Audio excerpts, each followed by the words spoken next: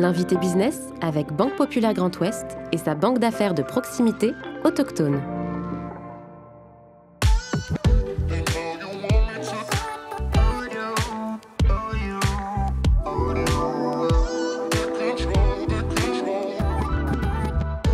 Calicea, cabinet RH basé en Ille-et-Vilaine, est spécialisé dans le recrutement de cadres et dirigeants. Depuis son rachat par le groupe Interaction en 2021, il poursuit son développement avec des solutions agiles et éthiques en recrutement, évolution professionnelle et conseil managérial. Marie-Laure Collet, présidente de Calicea, est aujourd'hui l'invité business. Bonjour Marie-Laure Collet. Bonjour Clément Lessort. Merci beaucoup d'avoir accepté notre invitation dans le fauteuil de l'invité business. On va parler bien sûr de votre parcours d'entrepreneur, bien sûr, et de dirigeante qui commence peut-être un jour de 2002 avec un licenciement qui aurait pu être d'ailleurs vécu comme une crise, en tout cas comme un accident de votre vie professionnelle, mais que vous avez décidé de regarder, de voir comme une opportunité. C'est bien ça ? Alors ça a été une crise, réellement. Ça a été un traumatisme aussi. Le contexte économique en 2002 était celui que tout le monde connaît désormais. Et à l'époque, mes 3 garçons étaient relativement jeunes. Mais en septembre 2002, je mettais le 3e garçon à l'école. Et quand je suis rentrée chez moi, ce vide, ce silence, et finalement une journée sans but professionnel m'a tellement terrorisée que je me suis dit que je ne pouvais pas rester chez moi. Voilà. J'ai eu beaucoup de chance parce qu'en septembre, m'ont rappelé, la même semaine, 3 de mes clients, quand j'étais salariée, qui étaient un peu énervés parce qu'ils me disaient « Mais vous êtes passé où? On ne vous trouve plus et on a besoin de vous. » Alors, il y a un de ces clients que l'écosystème rennais connaît très bien et que je ne remercierai jamais assez, c'est Christian Kefelec. À l'époque, il était à la tête d'Edixia. Il recherchait un ingénieur d'affaires et il voulait faire appel à un cabinet d'approche directe. Mais je lui dis, écoutez, moi, j'ai la compétence, mais je n'ai plus de structure puisque j'ai été licenciée pour des raisons économiques. Belle opportunité pour vous poser la question de créer votre entreprise ? Oui, alors c'est une deuxième personne qui était la DRH de Thales à l'époque, qui m'a un peu malmenée en disant « Écoutez, moi j'ai plusieurs postes à vous confier, c'est quand même pas compliqué de vous installer en profession libérale et de réaliser ces recrutements. » Donc j'ai dit « Ah bon, c'est pas compliqué ?» Alors, vous voyez, j'étais uniquement consultante en recrutement et je suis allée me renseigner à l'URSSAF. Effectivement, s'inscrire en profession libérale, c'est très très simple. Et du jour au lendemain, j'ai pu prendre les missions auprès de 3 clients de Rennes pour pouvoir débuter mon affaire.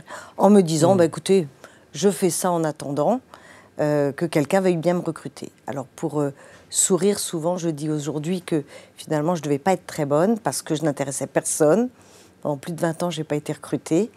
Mais du coup, je me suis laissée porter par l'entrepreneuriat qui se dessinait devant moi. Bon, et c'est une façon de désobéir quand même à votre famille, traditionnellement, de fonctionnaire. Vous étiez très, très rebelle finalement dans ce choix-là. Je pense que j'ai été toujours très rebelle, puisque même quand j'ai choisi mes études, si je puis dire, parce qu'à l'époque, quand j'avais 18 ans, je n'ai pas eu l'opportunité de choisir. On m'a imposé de faire du droit.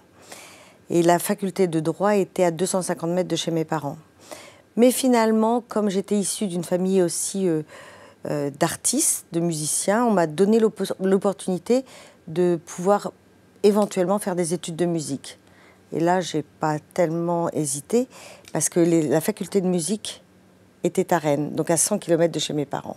Et donc j'ai choisi de partir en fac de musicologie, alors que je n'étais absolument pas douée en musique. Donc j'ai été ce qu'on appelle une intellectuelle de la musique. C'est pour ça que j'ai fait des grandes études. Mais après, pour exercer ce métier, il a fallu que je me repositionne très vite. Et j'ai fait l'IGR à Rennes. Et je remercie aussi comme quoi la vie est faite de rencontres. De rencontres et d'opportunités. Et le professeur Vaillen, qui était à la tête à ce moment-là du DESS C2AE, était un amoureux des arts. Et il a tout de suite vu que on pouvait avoir des passerelles entre quelqu'un qui avait fait des études artistiques et quelqu'un qui voulait rentrer dans la vie économique. Bon, figure emblématique que vous êtes des milieux économiques, évidemment, et du territoire breton particulièrement. Beaucoup d'engagement dans de nombreux mandats en tant que bénévole aussi, très ancré sur le territoire. Est-ce que vous n'avez pas peur parfois de vous disperser? Comment est-ce que vous faites pour gérer? Les journées sont les mêmes pour tout le monde, le temps aussi. Vous n'avez pas peur de vous diluer, de vous disperser parfois dans différentes causes? Ah, c'est une très bonne question parce que, évidemment, quand on cumule les mandats, hein, puisque c'est ce que je fais, on pourrait, quand on connaît mal ce qui m'anime au quotidien, c'est ce qu'on pourrait se dire très facilement. Mais en fait, mes mandats sont tous focalisés sur, finalement, des fondamentaux. Premièrement, l'emploi. Tout ce qui tourne autour de l'emploi me passionne, donc tous mes mandats tournent autour de l'employabilité et de la notion de compétence. Deuxièmement, vous l'avez dit, je suis une femme des territoires qui prône les spécificités territoriales. Donc quand Loïc Hénaf m'a demandé de le rejoindre en tant que vice-présidente de Produits en Bretagne à une époque... Dont il a été le président. Dont il a été le président, je n'ai pas hésité parce que il voulait que je travaille ce sujet de l'emploi, de l'employabilité durable en circuit court, si je puis dire, auprès de Produits en Bretagne, en créant la commission RH. Donc ça, c'était une évidence pour moi. Donc cette notion de territoire. Et troisièmement, les innovations et les transitions, innovations sociales, sociétales et environnementales, avec toutes les transitions qui amènent ces transitions de compétences également, pour garantir toujours l'employabilité. Donc vous voyez, on tourne toujours autour de ces sujets-là. Donc que ce soit au niveau de la Fédération Syntec, que ce soit au MEDEF ou aujourd'hui à l'APEC, c'est ce qui m'anime, mais comme beaucoup de chefs d'entreprise qui veulent redonner du temps à ce territoire qui m'a tant donné finalement en tant qu'entrepreneur. Juste retour, on le comprend bien, des engagements très forts. Quand vous vous retournez, vous regardez dans le rétroviseur, et vous m'avez dit quand on a préparé cette émission, finalement, ça a été passionnant. Évidemment, ce sont des combats que vous continuez de mener, mais ça a été très dur aussi. Qu'est-ce qui a été très dur? Alors déjà, c'est l'entrepreneuriat. Bon, déjà, quand on n'a pas vécu, évidemment, dans un creuset d'entrepreneurs, on le découvre au quotidien, parce qu'on ne connaît pas ce monde-là. Moi, j'ai eu la grande chance, finalement, d'être dans un métier de conseil et donc d'être toujours très observatrice de ce qu'étaient les dirigeants que j'ai toujours admirés par plein de qualités qu'ils avaient, on va en reparler. Mais ce qui a été extrêmement dur pour moi, c'est d'être en permanence en train de lutter contre mon propre tempérament. Donc, mon hypersensibilité, ma très grande anxiété, finalement, mettre en exergue une hyperactivité que j'avais au fond de moi, mais que j'avais du mal à canaliser. J'ai appris à la canaliser avec l'entrepreneuriat, mais aussi apprendre à manager. Parce que quand j'ai commencé toute seule, j'envisageais même pas de créer un seul emploi. Abaca, l'une des entreprises que j'ai créées, a connu jusqu'à 45 salariés. Et quand on recrute dans le monde du conseil, il y a des paliers. 3 personnes, 7 personnes, 12, 15, environ 25 et au-dessus de 40. Donc moi, j'ai très vite compris que manager 40 personnes ou plus, c'était pas votre... voilà, surtout en direct. Manager jusqu'à 7 personnes en direct et après des plus grosses entités, ça va pour moi. Mais manager des équipes de consultants avec tant de personnalités différentes, tant de métiers d'expertise différentes, j'ai trouvé ça très complexe. J'ai bien compris dans les motivations, vous avez évoqué notamment les leviers d'emploi, de territoire, de transition et de transformation. Ce qui vous anime profondément et humainement, est-ce qu'il y a aussi un besoin de reconnaissance de la part de vos pairs, PAIRS bien entendu, dans cette aventure entrepreneuriale et dans ce qui vous fait lever le matin?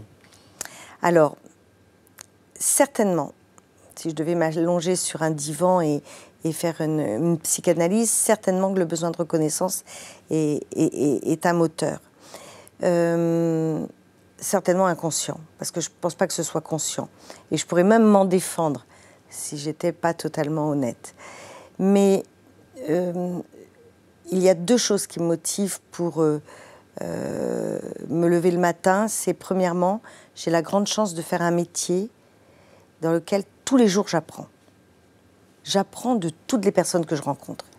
Et donc c'est d'une richesse incroyable. Et du coup, ça vous demande aussi de devenir de plus en plus humble. C'est-à-dire que plus je vieillis, plus je suis habitée par l'humilité. Parce que, c'est Gabin qui le disait, je sais que je ne sais rien. Plus on avance dans la vie, plus on se rend compte qu'on a tellement de choses à apprendre. Et donc ça, c'est vraiment un moteur énorme. Et du coup, je prends beaucoup de plaisir à apprendre des gens. Deuxièmement, j'aime fondamentalement l'humain. Je suis une véritable humaniste. Et donc, je veux entretenir des relations très positives avec les hommes et les femmes des différentes organisations que je fréquente. Et ils m'apportent énormément. Et troisièmement, ce qui me fait lever le matin, et ça c'est familial, culturel, éducatif, c'est que j'ai toujours envie de rendre service. Et donc quand vous êtes dans le conseil et que vous délivrez un conseil, quand vous le faites avec beaucoup d'humilité, beaucoup d'objectivité, beaucoup d'honnêteté intellectuelle, eh bien vous donnez finalement sans compter.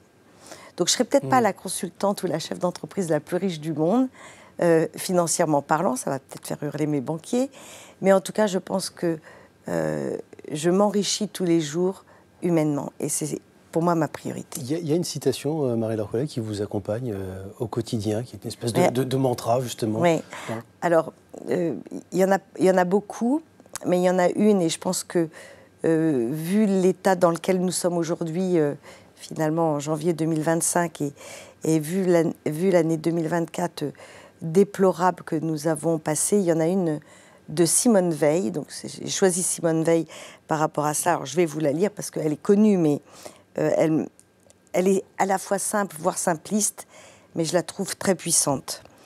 Les erreurs ne se regrettent pas, elles s'assument. La peur ne se fuit pas, elle se surmonte. L'amour ne se crie pas, il se prouve. Voilà. Et ça, je trouve qu'elle est très simple, mais elle est tellement vraie. Et puis on pourrait rajouter d'autres phrases à cette citation pour dire que finalement, nous sommes acteurs nous-mêmes. On n'a pas besoin de grandes démonstrations, mais si on agit puissamment et en vérité, on atteint finalement peut-être le bonheur. C'est peut-être un des ingrédients du bonheur. Merci beaucoup Marie-Laure Collet d'avoir accepté notre invitation dans le fauteuil de l'invité business. Merci à vous Clément.